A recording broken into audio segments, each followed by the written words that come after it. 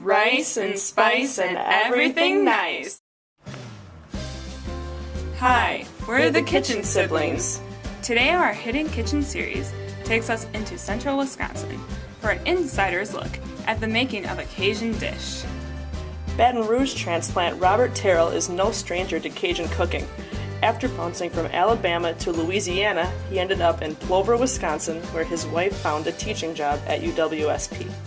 Before he left Baton Rouge, he was given a large cast iron pot by the church he attended. Turns out, this pot would be the basis for how this hidden kitchen was created. Robert started up his own church called Tapestry, and through that he began to cook up a more Wisconsinized version of jambalaya, a classic Cajun dish. He now whips it up where there are large church events, school functions, or even the Super Bowl. Let's see how Robert prepares this spicy, ricey creation.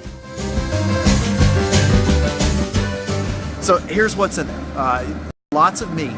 There's 5 pounds of breakfast sausage that you just kind of throw in there for flavor. There's 5 pounds of andouille sausage, which is a spicy sausage. It's not too spicy around here, but it should have a little bit of a kick to it. And then there is 10 pounds of chicken thighs. You get boneless chicken thighs, you can get them frozen, and you just throw them in there. A lot of water comes out of it, it's wonderful. Then you take what's known as the Trinity in Cajun cooking, which is bell pepper, onion, and celery.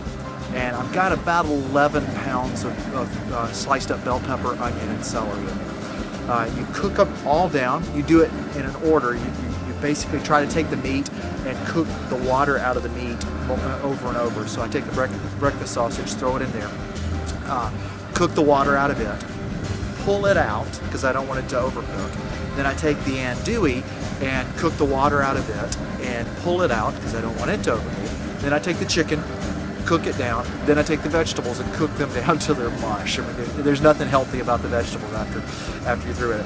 And then you have the season for the jambalaya, which is basically all the water that's been cooked out of those other products.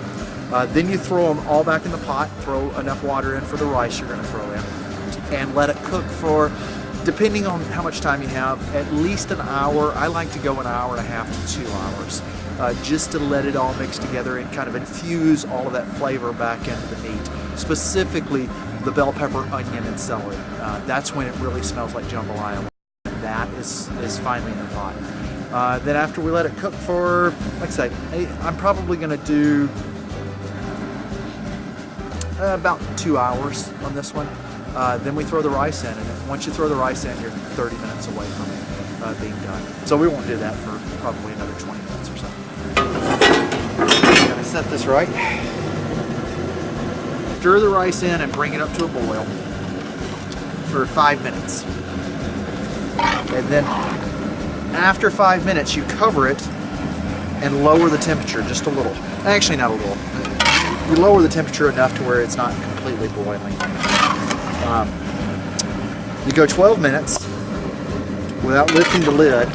Then you lift the lid off and real quickly just turn the rice over so that it doesn't burn. And then you just let it steam through. So we're about 34 minutes away from this being ready to eat. And then we get to taste it. Now I make this Wisconsin style, because most of you people up here are wimps when it comes to spice. So I make it very bland, but we have seasoning to add. I think jambalaya should walk up to you and punch you in the face when it says hello. It should be a good seasoning that if your nose isn't running, then it's not really good. But most of you guys around here don't like it that hot. It shouldn't be hot, it should just be spicy. We are, come on. Come on. Keep going.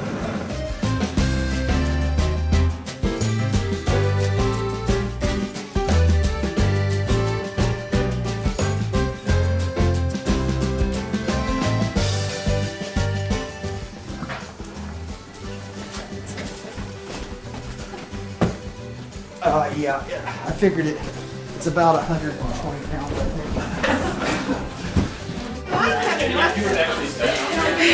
Just not this much. Thank you. We are fit for the apocalypse. Tune in next time for our next visit to another hidden kitchen.